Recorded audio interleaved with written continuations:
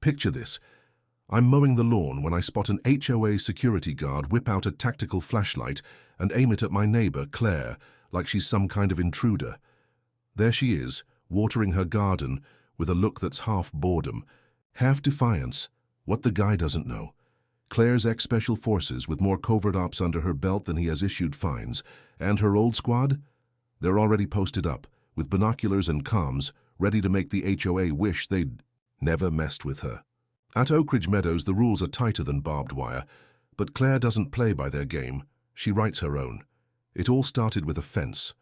We moved to Oakridge Meadows 3 months ago, lured by promises of family-friendly peace and impeccable security. The place looked like it was ripped from a commercial. Beige houses lined up like toy soldiers, lawns so perfect they seemed combed, kids biking in synchronized circles like someone choreographed happiness. It was all so sterile. Even the air smelled like disinfectant with a hint of jasmine. But on day 2, the veneer started to crack. Claire, my wife, who's got a thing for DIY projects and a healthy contempt for dumb rules, had spent weeks building a rustic wooden fence for our backyard. It was gorgeous, the kind you'd see in home decor magazines captioned "Country Charm." Then came the notice, a precisely folded note slipped under the door like a subpoena. In cursive letters that screamed, "I'm polite, but I hate you," it declared the fence was 1 centimeter above the HOA's stipulated standard. 1 centimeter. I swear I read it 3 times to make sure it wasn't a prank. The note was signed by Evelyn Hart, the board president. Every neighborhood has an Evelyn, right? Here, she's a force of nature disguised as a 1950s housewife. Platinum, blonde hair, low heels that click on the pavement like a metronome, and a hardcover notebook she carries like it's the holy book of the apocalypse. I've seen her measure a rosebush's height with a metal ruler. Not a myth, I saw it. Neighbors whisper about her like she might materialize if you say her name too loud. Claire read the notice in the kitchen, coffee mug in hand, and let out a laugh so loud the cat jumped off the couch. 1 centimeter? Seriously? They're gonna love the rest then, she said with that glint in her eye that makes me half in love, half terrified. I asked what she meant by the rest. She just smiled, folded the note and tossed it in the trash like she'd accepted a dare. I thought she was joking, that she'd brush it off, move on, maybe send a polite email promising to adjust the fence. Nope. Claire never ignores a challenge. And from the looks of it, Oakridge Meadows was about to find that out the hard or best way possible. That night, while I was trying to figure out why Netflix kept recommending cult documentaries, Claire was in the backyard with a flashlight, a tape measure, and a look that said, "I'm about to make history." I should have known the fence was just the start, because in Oakridge Meadows, everything's a facade, the houses, the smiles, the rules, and when you start pulling at the threads, you find the perfect rug hides way more than dust. Oakridge Meadows was a minefield disguised as a suburb, a place where perfection had been kidnapped and tortured into dogma. Every house was governed by a 47-page manual, yes, I counted, that read like it was written by a dictator with OCD and a passion for bureaucracy. The so-called Community Harmony Guide dictated everything. Doors could only be painted in 4 shades of beige, none with any personality, obviously. Shrubs couldn't exceed 60 centimeters, and mailboxes had to be rectangular, with right angles so precise they'd make an architect jealous. I once saw a neighbor get scolded because his hydrangea dared to bloom in an unauthorized purple. He replaced it the next day. Coward. At the center of this circus was Evelyn Hart, Oakridge's supreme queen, ruling with an iron fist and a smile rehearsed in the mirror. She wasn't alone, of course. She had her compliance patrol, a trio of guys who looked like rejects from a low-budget security reality show. Seriously, you could picture them practicing lines like, "You're eliminated," while polishing their walkie-talkies. They wore black vests with the neighborhood's logo, a stylized oak that looked more like a threat, and carried clipboards like they were NASA tablets. They'd show up unannounced, measuring fences, inspecting lawns, jotting down violations, with a satisfaction that bordered on sadistic. I once caught one using a caliper to measure the diameter of an irrigation pipe. A caliper? Who does that? Claire naturally didn't waste time naming them. The lawnmower command, she called them, with that tone that mixed mockery and challenge. At first I thought she was just poking fun, but then I realized she was taking it seriously, too seriously. By the third night, she'd grabbed an old leather-bound notebook, the kind that belongs to a film noir detective, and started timing the patrol's rounds. She logged everything, times, routes, even how often the shortest guy scratched his beard. They hit our street at 7:15 p.m., but switched to 7:22 on Thursdays. Interesting, huh? She said one night, with a smirk that made me wonder if I'd married a rebel or a military strategist.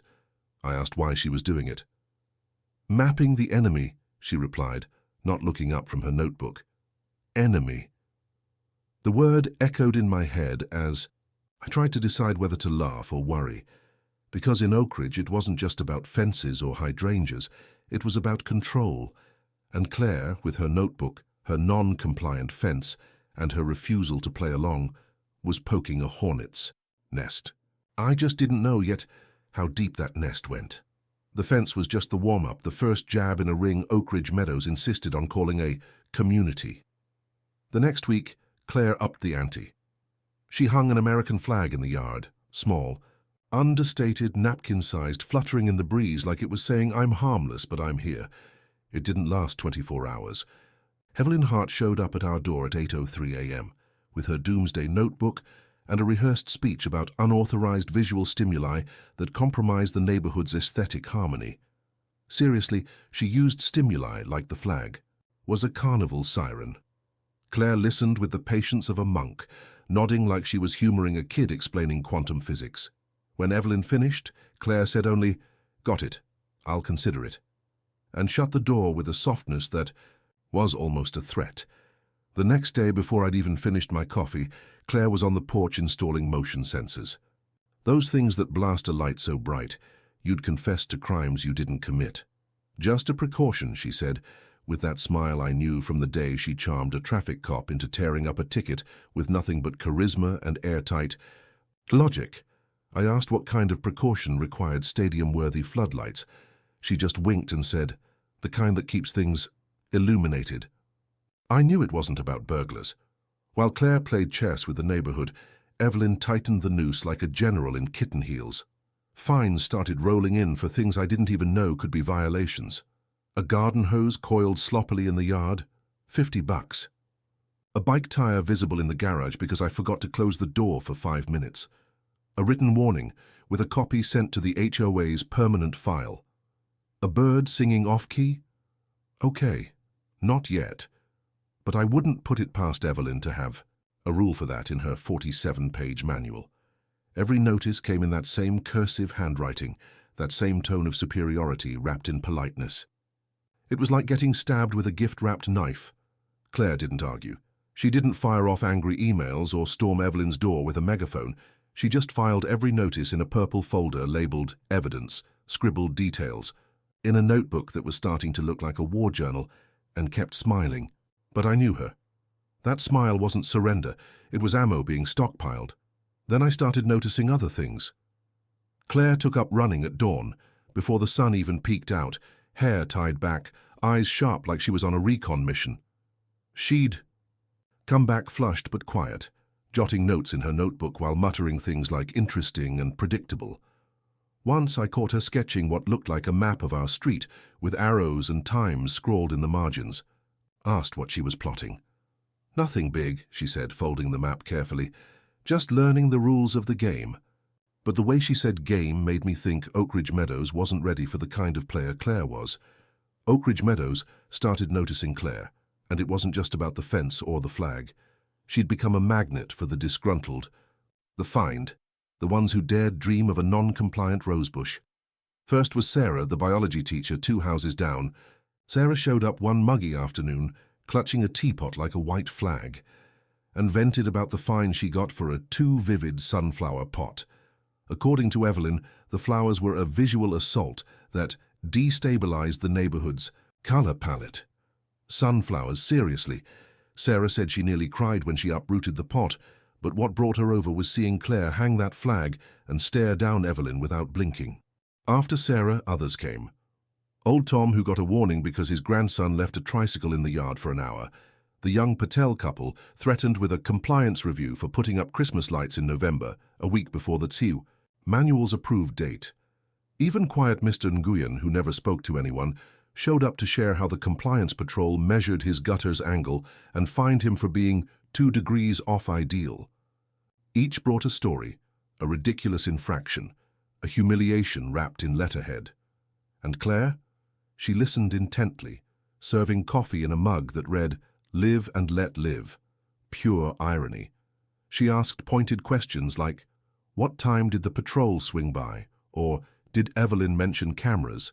She seemed like a therapist, but I knew she was collecting pieces of a puzzle only she could see. By day, our house became a discreet pilgrimage site, with neighbors knocking like they needed permission to breathe. But at night, Claire retreated, to the basement, where the vibe was different. I'd find her there under the yellowish glow of a dangling bulb, hunched over a table covered in papers. Hand-drawn maps of the neighborhood, precise enough to give me chills, charted the compliance patrol's routes. 7:15 p.m. on our street, 7:22 at the Patel's corner, an extra loop on Fridays. She catalogued security cameras, not just the official ones but the hidden ones, like the one disguised as a streetlight only a paranoid or Claire would spot. There was a list of times, notes on the 3 guards. The bearded one was slowest, the bald one never looked up, and even a sketch of Evelyn's yard with an arrow pointing to something labeled blind spot. One night I couldn't take it anymore and asked, "Claire, are you planning a revolution or what?" She laughed. That loose laugh that made the basement feel less like a conspiracy lair and more like a comedy stage. "Just making sure nobody steps on my lawn," she said, folding a map as carefully as a peace treaty. But I knew it was more. The glint in her eye, the way she traced lines between lampposts and fences, the purple folder now bursting with neighbors' notices and gripes. It all screamed that Claire wasn't just defending our yard. She was building something bigger, a web Oakridge Meadows had no idea how to untangle. The tension in Oakridge Meadows didn't just grow, it popped like a gas balloon at a poorly planned barbecue. All because of Evelyn Hart's new move, the Residential Order Unit. The name sounded like it was ripped from an authoritarian regime's handbook, but in practice it was just the same compliance patrol juiced up with extra budget and a power complex. The 3 guards, Beardy, Baldy, and the one Claire called Blinky, now strutted around with flashlights the size of lightsabers and, get this, pepper spray clipped to their belts like they were apocalyptic cowboys. The 47-page manual got an appendix, and the neighborhood, already under a microscope, turned into a war zone disguised as perfect lawns. The unit patrolled with a zeal that'd make a general blush. They'd bang on doors at 6 a.m. for surprise inspections, snap photos of porches like obsessive paparazzi, and issue notices for infractions that defied logic. One neighbor got fined because his tree's shadow was misaligned with the sidewalk's aesthetic. Another got a warning for excess breadcrumbs in his yard. Crumbs, Tom theorized, came from birds, not him. I started wondering if Evelyn had cameras in the nests. Every notice bore the unit's seal, a stylized oak that now looked more like a guillotine. While the neighborhood cowered under the weight of flashlights and pepper spray, Claire watched from a distance, with the calm of someone who's diffused bombs under pressure, or at least seemed like she had. She'd stand on the porch, sipping coffee, her eyes tracking the guards like a hawk sizing up rabbits. She jotted everything in her notebook, times, routes, even the way Baldy adjusted his belt after climbing a hill. "They're trying too hard," she muttered once, with a half-smile, that made me want to both hug her and flee to another state. But Claire wasn't just watching. She started making calls, always at night, speaking softly to people I'd never met. I caught snippets, "Need a favor, nothing traceable, you still have access," and tried not to imagine my wife hiring mercenaries. Once, I asked who these contacts were. She shrugged and said, "Old friends, useful people," as if that explained anything.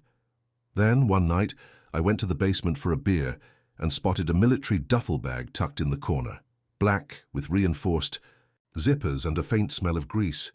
Inside, I glimpsed what looked like a tactical flashlight, ropes, and a radio. Before I could snoop further, Clare appeared, zipped the bag shut with a quick flick, and laughed. "Old habits, love. Nothing to worry about." But the way she said nothing felt like it carried the weight of an armory. The turning point came on a Sunday that, for a few hours, almost tricked Oakridge Meadows into pretending it was a normal neighborhood. Clare had organized a community barbecue, an idea so simple it seemed to spit in the face of the 47-page manual. Burgers sizzling on the grill, icy lemonade in glass pitchers, a classic rock playlist humming low enough to avoid the wrath of the residential order unit. She even set up a volleyball net for the neighbors' kids, who laughed loudly as they lobbed crooked shots, oblivious to the rules governing every square inch of the place. It was the kind of scene you'd see in a suburb ad, except for the first time it felt real. But Clare, being Clare, couldn't resist poking the hornet's nest. At the entrance to our house, in plain view of everyone, she parked her gleaming black Harley-Davidson, shining like armor under the sun. That bike was a work of art, polished chrome, pristine leather, a low rumble that whispered freedom every time she revved it. It wasn't just a vehicle, it was a statement. And there in front of our perfectly trimmed lawn, it was like Clare had planted a war flag in the heart of Oakridge. The barbecue was going strong. Sarah brought her sunflowers in a vase, a rebellion, disguised as decor. And Tom spun exaggerated tales of his sailor days, until the air shifted. Ever felt that silence before a storm? That's what it was like when Evelyn Hart showed up. She strode in flanked by 2 unit guards, Beardy and Baldy, their flashlights dangling from their belts like hunting trophies. Evelyn wore a navy blazer that screamed, "I am the law," her notebook open as always, ready to document the end of the world. The neighbors froze, burgers forgotten in their hands, as she marched straight for the Harley. "The motorcycle," she announced, her voice dripping with condescension and venom, "is a threat to the neighborhood's visual harmony. Vehicles of this type must be kept in the garage, per section 14.3 of the Community Harmony Guide." She paused, maybe expecting applause. "Remove it immediately, or we'll take drastic measures." The word drastic came out like she'd rehearsed it in front of a mirror, and the guards stepped forward, hands on their belts, as if ready to cuff the bike itself. The yard went so quiet you could hear a bee buzzing yards away. Sarah gripped her lemonade glass. Tom froze mid-bite, and even the kids at the volleyball net seemed to sense the mood shift. I looked at Clare, expecting, I don't know, an outburst, a laugh, something. But she just stood up from her chair, wiped her hands on her jeans, and walked toward Evelyn with the calm of someone who knows exactly what they're doing. "Evelyn, relax," she said, her tone so light it almost sounded friendly. "It's just a bike." Evelyn didn't blink. She flashed a smile as cold and thin as a blade and said, "You'll see what drastic means, Clare." The next morning the sun had barely risen when an official notice slid under our door, printed on letterhead with Oakridge Meadows' menacing oak. In letters that seemed to shout, it declared the Harley would be towed, if not removed, by 10 a.m. Signed Evelyn Hart, naturally, with handwriting you could feel dripping with venom. I read it, my stomach churning, and looked at Clare, expecting a plan, a reaction, anything. She just folded the paper, tucked it into the purple folder, now looking like an FBI file, and said, "Interesting." Then she announced she was throwing another barbecue, bigger, and invited the whole neighborhood. I thought it was madness. Not "let's paint the house purple" madness, but "let's taunt an active volcano" madness. Clare, though, was calm as a windless lake. She spent the morning texting, calling God knows who, and setting up folding tables in the yard like a general pitching camp. The Harley? Not only did she leave it where it was, she parked it right in front of the HOA sign, a polished granite slab proclaiming Oakridge Meadows, order and beauty. The Harley, black and gleaming, seemed to laugh at the sign, as if saying, "Order, beauty, I'm both and you don't own me." The barbecue kicked off at noon, with the whole neighborhood showing up, some out of curiosity, others out of loyalty and plenty, because nobody says no to free fries. Sarah brought her sunflowers again, now in 2 vases, like she was doubling down. Tom told louder stories than ever. The Patels brought a tray of samosas that vanished in minutes, and even Mr. Nguyen showed up, nursing a beer with a half smile. Clare moved through the crowd, serving lemonade and fries with a serenity that made the world seem to orbit her. But I knew her. That calm was the same kind that comes before a hurricane. Then, like clockwork, the residential order unit rolled. In leading the charge was Carl, a hulking guy who looked carved for intimidation.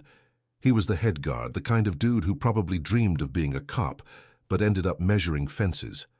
He carried his flashlight like it was Excalibur, swinging it on his belt with every step, his eyes gleaming with the chance to finally wield power. Behind him, Beardy and Baldy tried to match his swagger, but looked more like B-movie henchmen than soldiers. Carl stopped in front of the Harley, planted his feet like a bull and bellowed, "This motorcycle's getting towed now."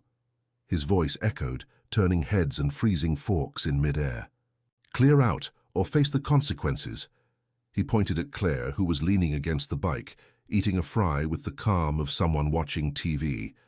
She looked at him, finished chewing, and said, in a tone that mixed boredom and defiance, "Try." "Theat, Carl, I'm curious."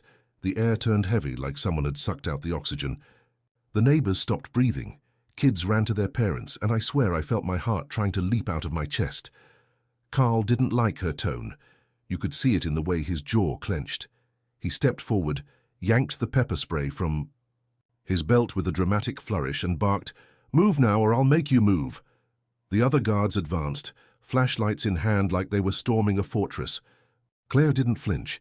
She didn't step back, didn't shout, didn't even change her expression. She just stood there, arms crossed, the Harley gleaming behind her like an extension of her will. I was 2 seconds from yelling at her to run, or tackling Carl to the ground, anything to break that tension. But then Claire made a subtle gesture, a nearly imperceptible flick of her fingers, like striking a match. Suddenly, the game changed. 3 figures emerged from the shadows. I swear I didn't see them approach. 2 men and a woman, all with the posture of people who'd faced worse than a neighborhood rent-a-cop. They wore civilian clothes, jeans, t-shirts, nothing flashy, but there was something about them, a precision in their movements that screamed training. No visible weapons, but they had lapel cameras blinking red and discreet mics on their collars like everything was being recorded for posterity. One of them, a guy with a scar over his eyebrow, stepped forward and looked at Carl like he was sizing up an ant. Carl hesitated. The pepper spray trembled in his hand, and you could see sweat beading on his forehead. Claire tilted her head just a fraction and said, in a voice so calm it felt hypnotic, "Put it away, Carl, you've already lost." Before he could respond, a red beam flickered across his vest. Not a combat laser, nothing Hollywood, just a tiny dot, maybe from a tactical flashlight one of Claire's friends was holding. But it was enough. Carl froze, eyes wide, and the other guards exchanged glances like they'd rather be anywhere else. What followed Carl's standoff wasn't just a barbecue. It was a military op, disguised as a picnic, with Claire calling the shots like she was born for it. While the neighbors were still processing the moment 3 ex-Special Forces operatives made Carl swallow his own ego, Claire revealed the real game. She wasn't just defending the Harley or poking Evelyn for sport. For weeks, she'd been building a case, piecing together a puzzle nobody in the neighborhood, not even me, knew existed. And now, with the yard packed and the smell of burgers in the air, she pulled the trigger. First, she got everyone's attention with a low whistle, the kind that silences a crowd effortlessly. Then, with the same calm as someone asking for ketchup, she revealed she'd been recording everything. Everything. Abusive patrols by the residential order unit, baseless fines, even whispered conversations between guards about dealing with anyone who stepped out of line. The masterstroke? Fey crystal clear audio of Evelyn captured God knows how talking about neutralizing dissidents who threatened Oakridge's vision. Her cold, calculated voice blared through speakers Claire had rigged on the porch, each word hammering a nail into the coffin of the notebook queen's reign, but Claire didn't stop there. Her colleagues, those 3 who looked like they could defuse a bomb with a paperclip, brought more. One, the woman with a ponytail so tight it seemed to defy gravity, presented written statements from neighbors. People like Mr. Nguyen, who described guards banging on his door at 5 a.m. to measure a gutter, and Mrs. Carter, an elderly woman intimidated for leaving a grandkid's tricycle in the yard. Another colleague, Scar Guy, showed grainy but damning videos. Carl and his goons shining flashlights into windows, snapping photos of porches at night, even laughing as they fined a family for excess visible toys. The neighborhood watched. Jaws dropped as the facade of order and beauty crumbled like a house of cards. Then came the cherry on top. A report printed on letterhead from a law firm nobody recognized, revealing that Oakridge's board had been operating under an expired charter for 2 years. That's right. The rules Evelyn wielded like holy tablets had zero legal weight. The 47-page manual, just a stack of paper with no authority. Claire let that bombshell detonate in silence as neighbors exchanged glances, some laughing nervously, others clutching forks like weapons. Carl, still red from the pepper spray fiasco, stood like a statue, his flashlight dangling from his belt like a broken toy. But then Evelyn arrived, late to her own downfall, storming through the yard in her navy blazer, with her apocalyptic notebook clutched to her chest. She sensed the vibe, the silence, the stares, the absence of her usual control, and tried to seize the reins. "This is an outrage," she shrieked, her voice quaking with barely contained rage. "The HOA's sovereignty won't be challenged by anarchists." The word came out like Claire was a revolutionary armed with dynamite. Not fries, Claire didn't budge. She just handed a thumb drive to Scar Guy, who, with the efficiency of someone who'd done this 1,000 times, plugged it into a portable projector. Yes, they brought a projector to the barbecue.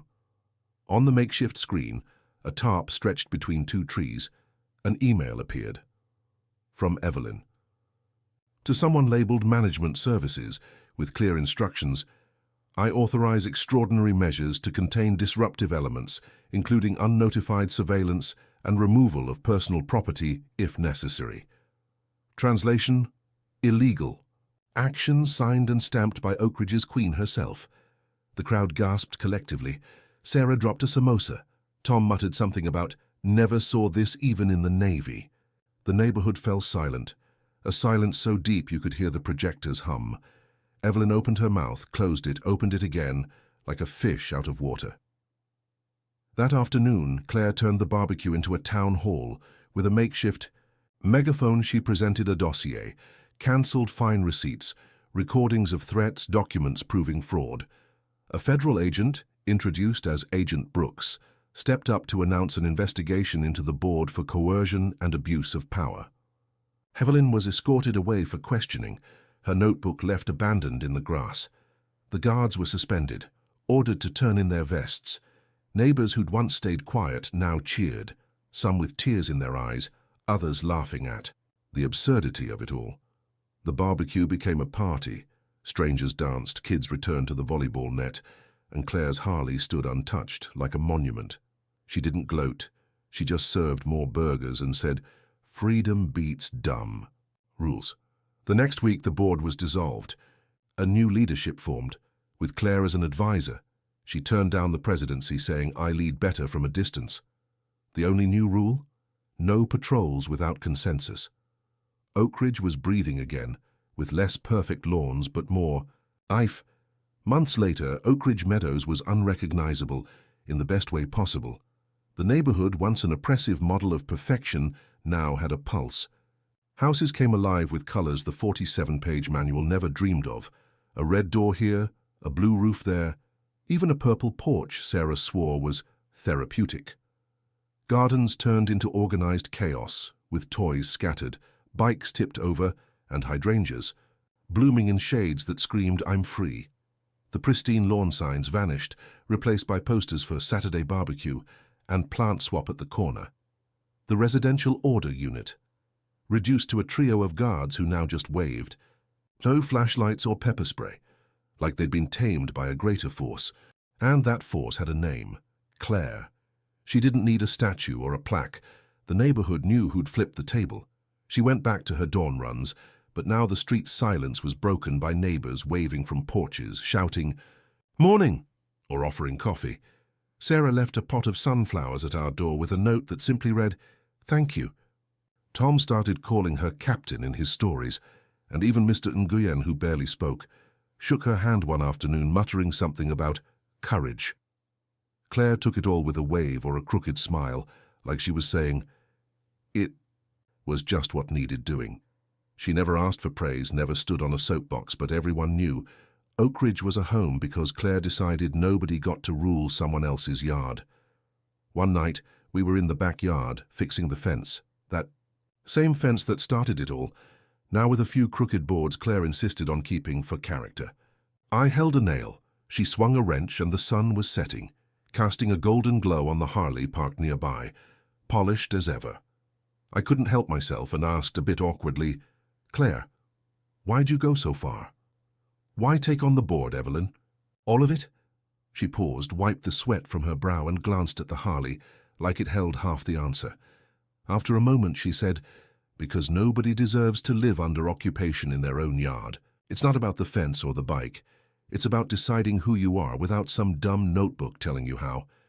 Her words hung in the air, simple and heavy, like everything she did. Before I could say anything, she flashed that smile, the one that had already toppled guards and entire boards, and tossed the wrench to me with a perfect spin. "Finish up," she said, already heading inside.